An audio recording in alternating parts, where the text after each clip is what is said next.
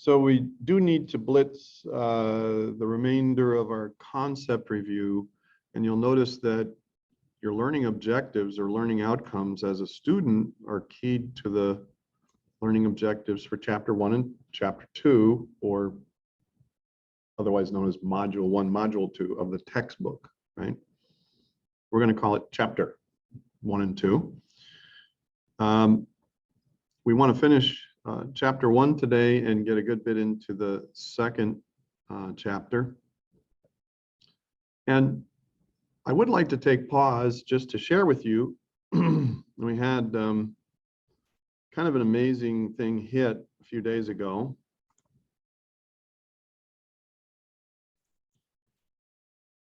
So, you know, hope springs eternal. The hacker is always trying to find ways to capture your attention.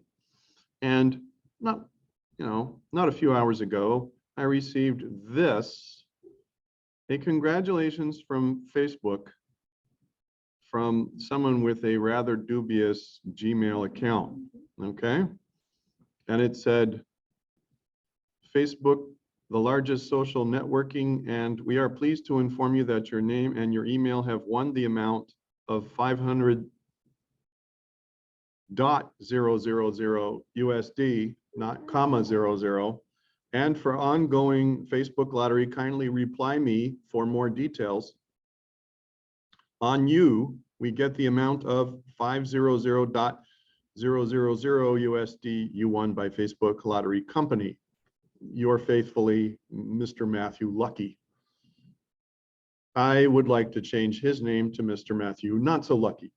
At least as far as his phishing attempt, and phishing in this case is spelled P-H-I-S-H, his phishing attempt to use Facebook. Now I get on Facebook once a week. I have a Facebook profile that I carefully and meticulously manage. I make sure that I put only certain things out there. I check in about once a week. And I do have a very generous and open and large friends and family circle on Facebook. But again, I'm very careful about the kinds of things I put in there. I'm not sure why this individual thought that my personal Facebook would make a good exploit for my UVI email account. That's like, okay, those are two different worlds. Now, sadly, you would be shocked at the number of people who do fall for these kind of emails when they're a little more sophisticated, the English is cleaner, and basically they're coming from within the same interests, right? Yes. So one article summary that I did dealt with something like this. It was basically phishing with Windows updates. So it had to do with like fake Windows updates, and the hackers, they use really realistic Windows UI. Yes. To trick users into downloading this fake update. Yes, thank you for sharing that. So the observation was there have been some phishing attacks using Windows updates, and the graphics in the notices are very realistic, very authentic. And so that's what happens. And they use the same Microsoft logo and things like that as well. Right, they use the same logo, the same brand, and so on. And they usually modify the domain origin so that it's only one letter or an unprintable character off. You know, they try to hide the fact that it's from a different source. In this case, it's very obvious and it's almost comical. And depending on whether or not this individual, Amand Jasmine, right, at gmail.com, he may frequent YouTube. He may actually see from the voice analysis of the YouTube algorithm that I'm actually spelling AHMANDJASMIN. And, you know, because when you search Google, and YouTube is a Google company, right, that the context matters. You can be searching for penguins on Google, just out of the blue, penguins. I'm just going to start searching penguins on Google. And it's not long before you start seeing Facebook prompts for people who are interested in penguins. Now that's kind of weird because I'm searching for penguins on Google, but they often share a great deal of user profile information. There's a lot of cross-pollination between social networks and search engines, and that's something that's people need to be keenly aware of. We wanted to talk very briefly before we got into our material, and then we wanted to really move quickly, okay? We wanted to share some related concepts about information security or cybersecurity essentials. And then we want to share with you about the Burger King. You heard about Alexa and the dollhouse in our last session. Well, there was another situation where I think it was a Q code. These are square, blocky, digital looking things that you take a picture of with your phone, and then it brings you to a website. So there was either a barcode or a Q code, and this happened in Great Britain. And there was someone who was not a fan of Burger King. And Burger King made the nasty choice to interrupt streaming media very frequently with shorter ads. So think YouTube, think Hulu, you know, all of these subscription and non-subscription, right? Free and not free. So in Great Britain, the ad campaign was huge. And there was one hacker in particular that was very annoyed that his Game of Thrones or his favorite such and such kept getting interrupted with these Burger King ads that would pop up, and you'd have to clear the ad before you could continue watching. So he found out where the Burger King ad website was, hacked the Q code, so that when people were prompted in the middle of the ad to check out the new healthy menu, and that's literally what it was. It was like, hey, we got a new healthy menu. Here's the Q code, you can click and you can go right from there into the web. It landed on a website talking about cyanide poisoning in the Burger King beef. That there was something, maybe it wasn't cyanide, but it had to do with toxic or poison that was discovered in Burger King restaurants, right? Well, this was cute and it caught on and it went viral, and then Burger King found out about it and they shut it down. But by that point, they were like the poster child for how not to mess with people's lives too much with intrusive ads. And the boomerang was, sooner or later, hackers are going to notice that kind of stuff, and you just don't want to tick off hackers, right? So any questions about that before we get into the interests here? Another thing I wanted to show you, and this is actually, there were two more graphics I wanted to share with you about general concepts. We talked about as we were closing out, this is a British textbook written by Professor Bill Buchanan, and there is no question that Professor Bill Buchanan is regarded as a subject matter expert in cybersecurity. But there is a difference between some of the concepts that are promoted in the European Union and in Great Britain compared to how we see cybersecurity in the United States. I wanted to show you that this graphic has some subtle differences. Confidentiality, integrity, and availability, well, they call it assurance, meaning you can use it. Assurance that it's available, perhaps, right? Assurance. Their term is a little different. There's another term that you're going to learn called AAA, and their version of this is also described a little different. Despite the subtle differences, one of the most profound and useful concepts for anyone to get when it comes to your introduction to cybersecurity is where the chinks in the armor are. Put another way, is everybody familiar with a medieval suit of armor? Everybody knows what a medieval suit of armor is? Can you kill someone in a medieval suit of armor? Sure, you just got to find the chinks in what? Find the chinks in the armor. And what you're seeing here is Professor Bill Buchanan's concept map for these critical information security methods and interests. And I want you to notice that there are borders or boundaries between those interests. What am I saying? Well, you have hardware, you have network layer, you have software layers, application and communications, right? You have services like client server services on, web server and email platforms out on the web. Wherever you see these primary components in information security, what's going to happen is that there are these gaps, or cracks, if you will, where security falls through the cracks, quite literally. It's like a chink in the armor, like a medieval suit of armor. And Paul Buchanan's point was, it's the integration between the primary interests that often causes the most problems. Put another way, there's an exposure there. Remember, I was talking about how important the word exposure is and how I want you to substitute every time you see the word vulnerability, I want you to substitute with the word exposure. What you're seeing is that this is conceptually where we have problems. Now, in cybersecurity,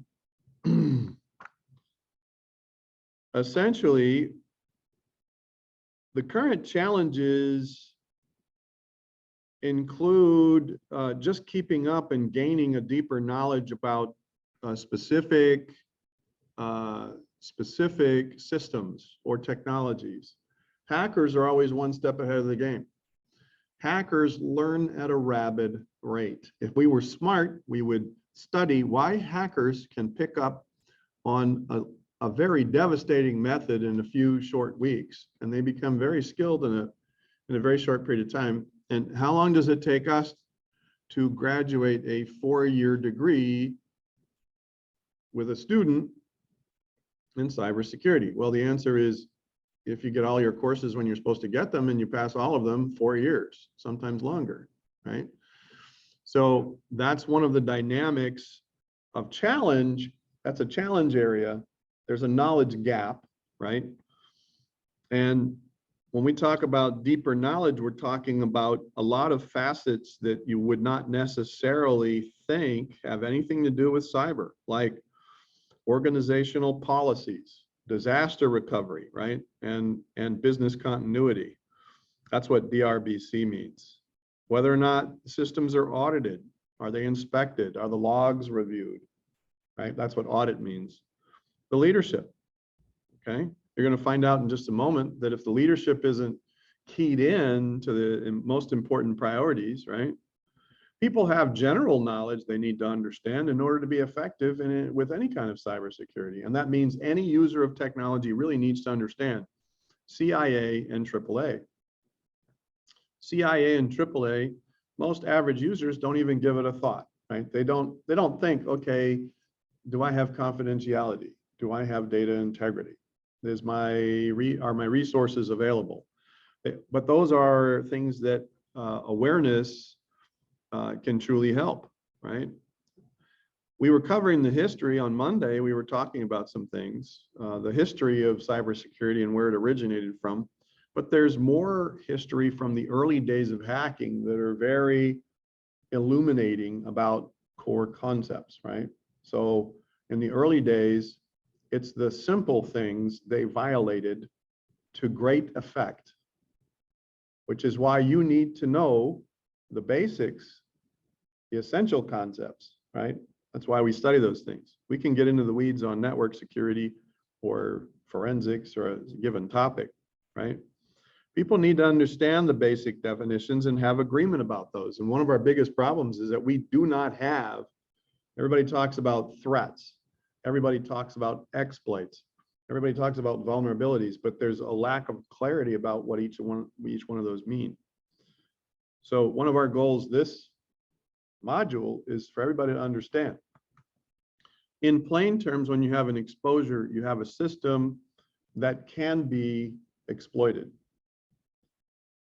An exploit is a method used to break in or through that exposure.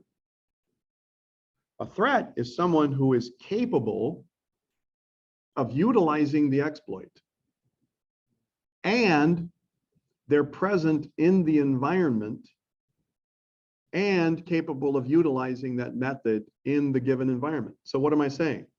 An attacker is not a real threat.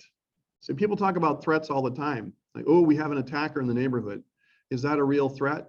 Not necessarily. If the attacker doesn't know the exploit, it's a no-go. If they don't understand there's an exposure they can exploit, it's a no-go. But let's say the attacker knows there's an exposure and knows the exploit. If they're not in the environment, even though they know there's an issue, if they can't get into the environment, if they can't get into your private internal non-routing network, which is why your solution is so dang important, right? We want everybody to think in terms of what private non-routing internal networks, how valuable they are, right? Hackers have a hard time sawing their way into a private internal non-routable network. Put another way, it's easier for a hacker to break into the University of the Virgin Islands network, in theory, than it is to break into your home network. And that would be a matter of concern, right? Now, conceptually, I've mentioned that we do have sophisticated defenses in place, but it's not an ideal situation. And our technology staff has inherited a network that is what it is, right? So they're working with what they were given. I don't know if that makes sense.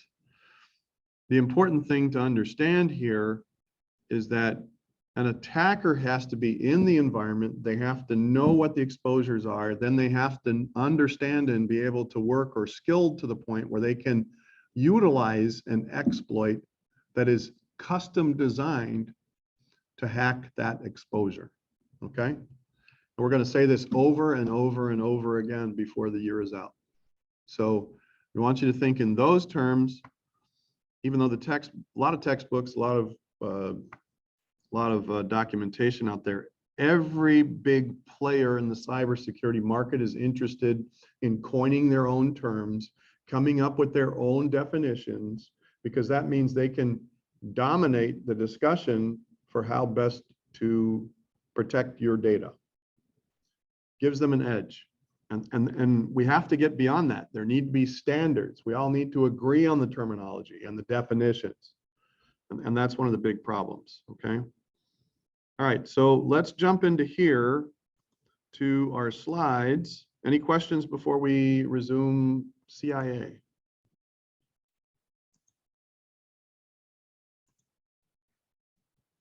So we said CIA is considered like the foundation of cybersecurity. And basically, if you don't have confidence, if you're missing any of the three, I want you to think of the triad. It means three-legged stool. If you're sitting on a three-legged stool and then one of the legs is gone, what happens to you? You fall. Any one of these three are missing, you don't have cyber. You don't have information security. If they can take away your stuff, if it's not available, they can deny.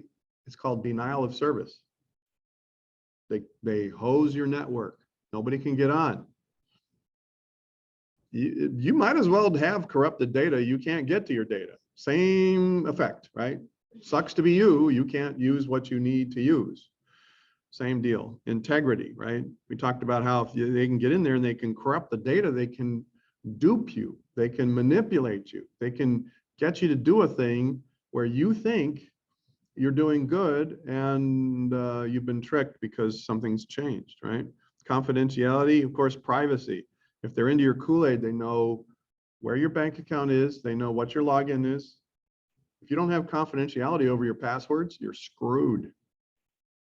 But here's the trick I want you to think about. Of all the things that we screw up, we get on social media and we talk about all of our personal business, and we talk about all of our favorite friends and animals and pets, and all of our favorite activities, and then we make passwords that have something to do with something that's easy to remember.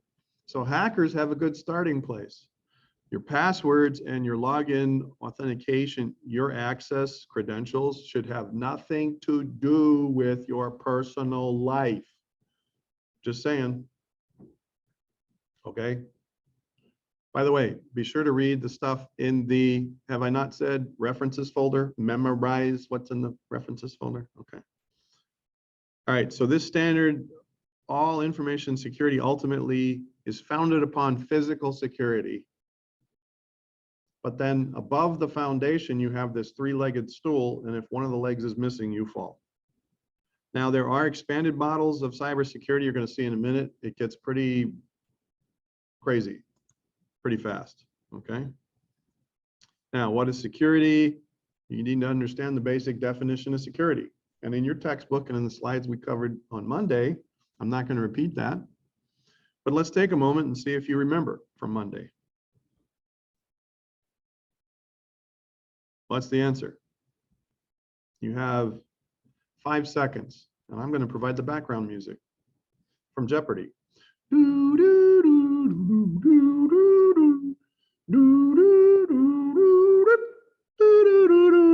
Okay, time's up. Anyone?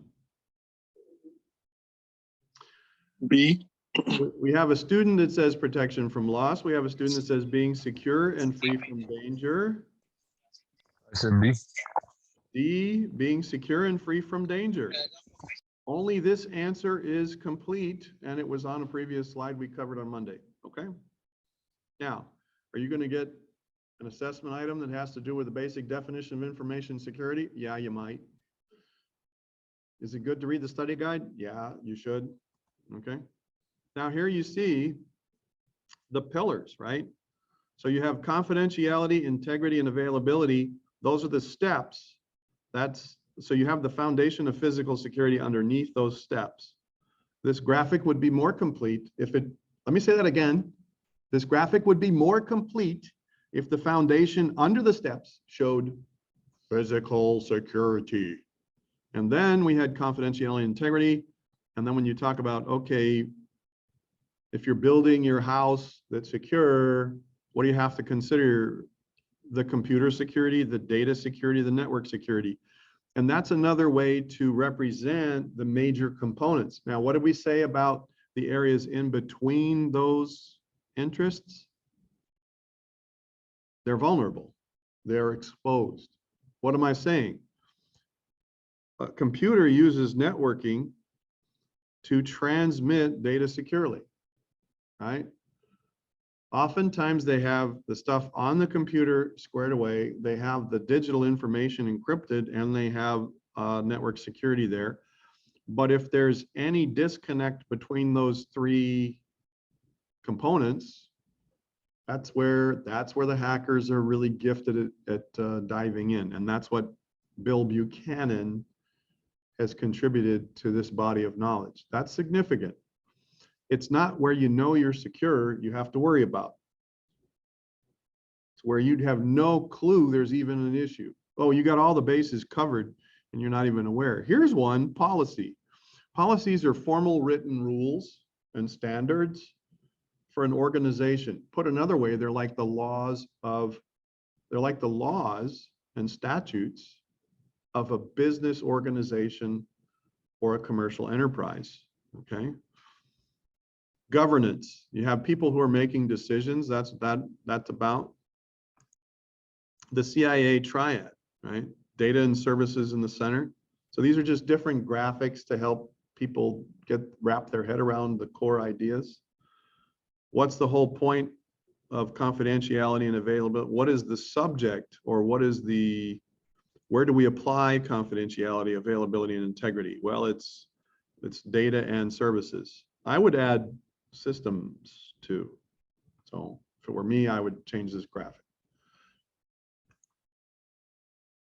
So these are key information security concepts. We talked about exploit. We talked about exposure.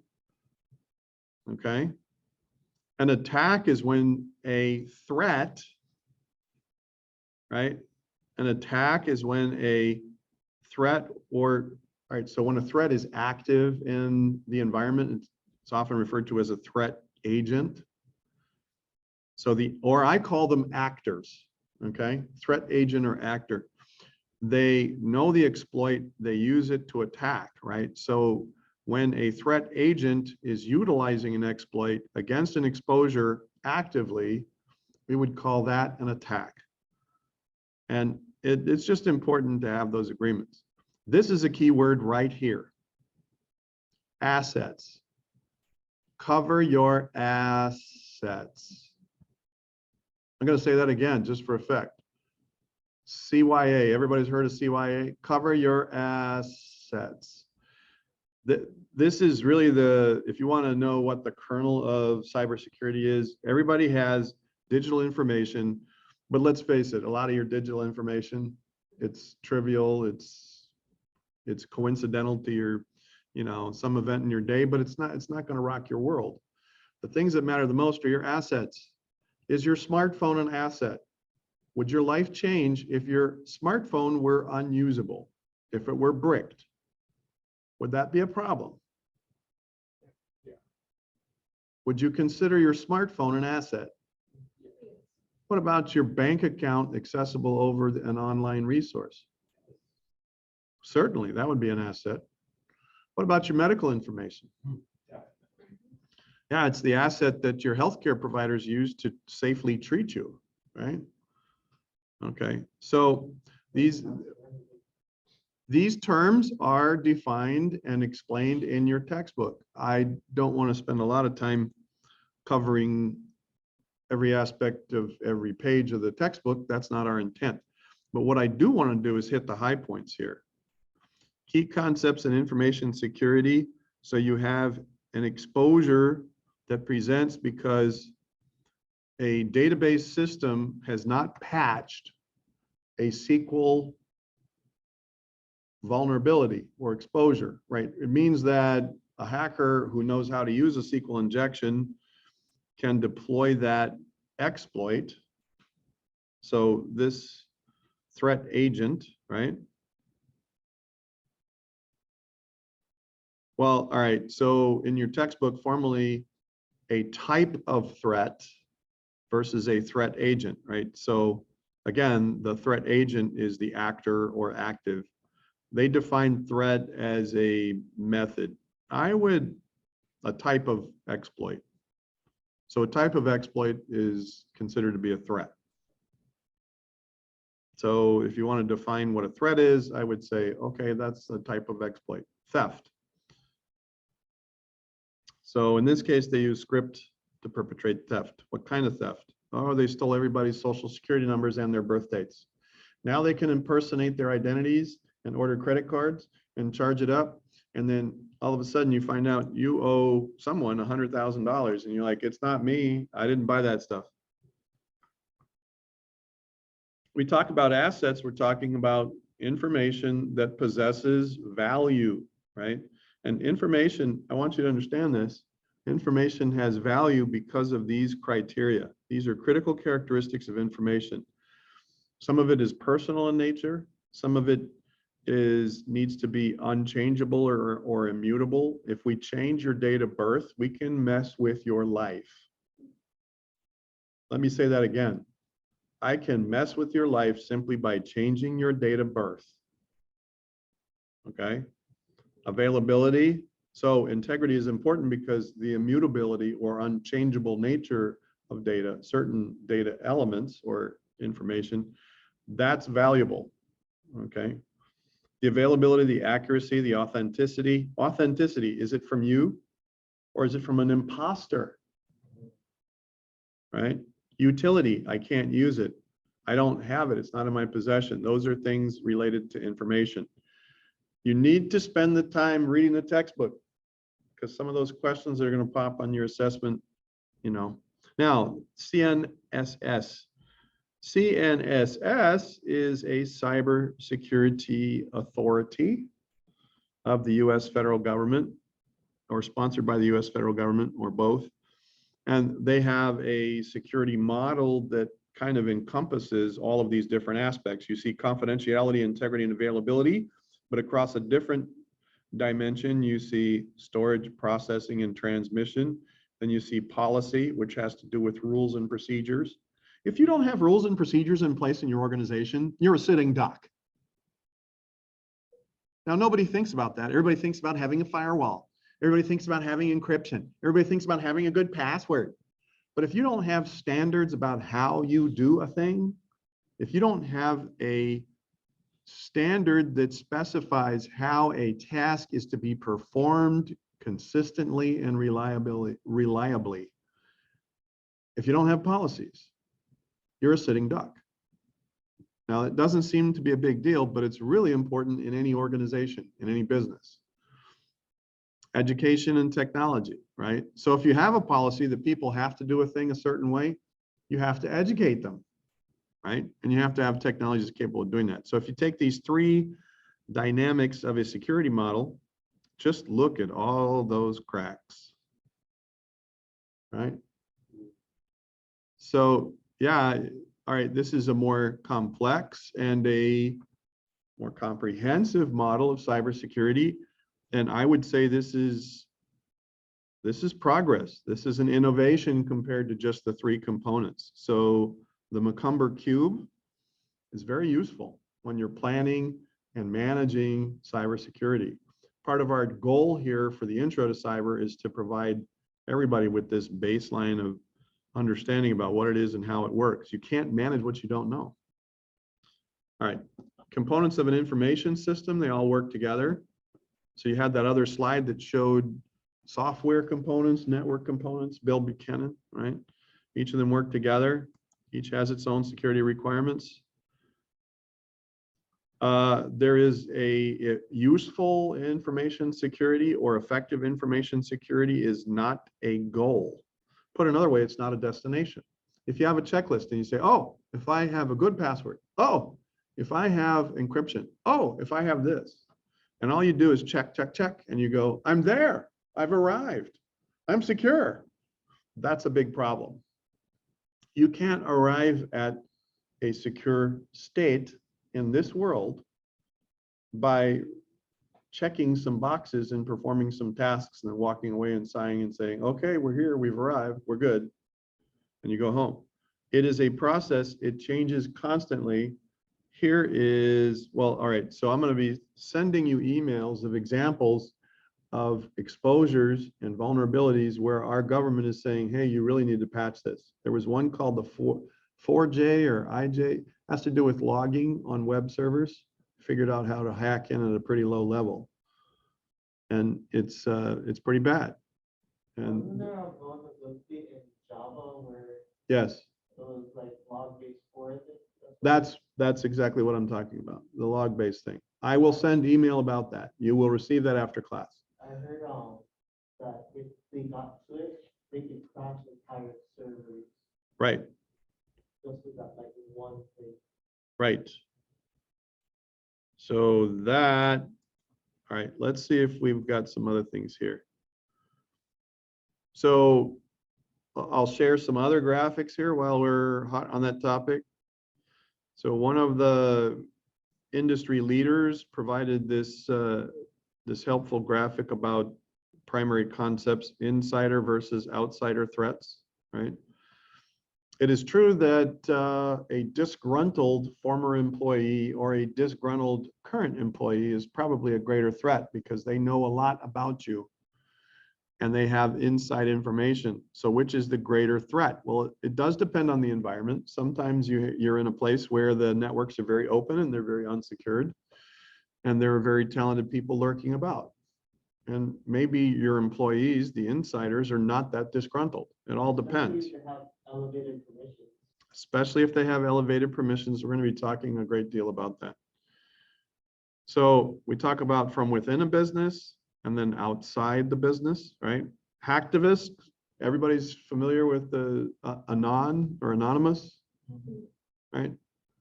So they'll have to wear this mask with the mustache and the, it's not really a goatee. There's another word for pencil line. That is a goatee, but anyway, hacktivists, that's their thing. So these are the components of interest with regard to an internal threat on the left side and an external threat on the other side. Motives, right? What are the motives for inside and outside? Why does this stuff happen? If you remove the motives, you might remove the threat, right? So it's important to understand If they can't make money, that removes a lot of threat or a lot of risk. We'll talk about risk separately from threat. That's a whole nother topic. So here they've identified specific types of exploits, right? A type of an exploit would be considered to be a threat. So if somebody gets a hold of the source code, they can modify how software works and then replace components of the software. If you're in computer science, you might understand that. Okay. Financial information, personal information, R&D. I can steal their research, get to market sooner with a product, and I will lead the marketplace simply because I got there first. True story. We're going to tell this. True story. Boeing, might have heard of Boeing. They make jets. 747, 787, 737, all those jetliners. The latest one, their Dreamliner, is a work of art. It took many years to develop. It took billions of dollars in research and engineering and sophisticated architecture to pull together. Boeing soon discovered, after they started producing their Dreamliner, that over in China, the Chinese aerospace manufacturer is cranking out 2 of the identical product. Now, when I say identical, I mean the same parts, the same gears, the same window covers, the same seat trays, the same dials in the cockpit, the same avionics, the same cargo bay, the same luggage belt underneath the cargo bay, the same wheels, the same bearings, the same gears, the same jet fans in the jet engines, down to the screws, identical. Put them side by side, you can't tell the difference. Now, China is selling their jet for half what Boeing is selling theirs for. What do you think most airlines are going to do worldwide? Of course, right? R&D is huge. We call that industrial espionage, and it's huge. And China takes no prisoners. There are specialists in their Red Army, and their primary purpose in life is to hack Boeing, IBM, Microsoft, Apple, the US government, your financial institution, the banks, the credit card companies, everybody, basically. The number one, it's called an advanced persistent threat. When you hear the word APT, that is an actor. That is someone who is active in many environments. They can reach out and touch almost anyone, right? An APT is called an advanced persistent threat. They're talking about a human being. They're talking about a person. An APT number 1 is a soldier in the Red Army of China. Okay. All right, I want you to watch, I want you to look over these graphics. It's in the resources folder. Okay, it's in the resources folder. Let's see if we can wrap up. Let's see if we can wrap up the rest of the concepts in chapter 1. I'm going to go really fast, okay?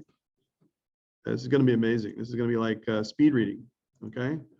So bottom-up approach, top-down approach. They talk about all the different ways that people try to become more secure, and all of the advantages and disadvantages of working from the bottom up. It's a grassroots effort. It's called, you have individual administrators.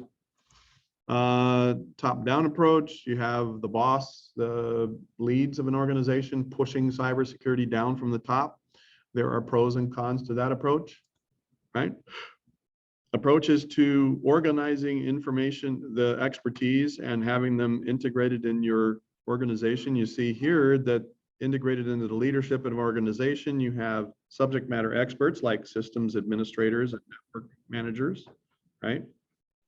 So that's security professionals. It's important for you to understand that there are given careers with titles. Chief Information Security Officer, cybersecurity architect, right? Or cybersecurity engineer,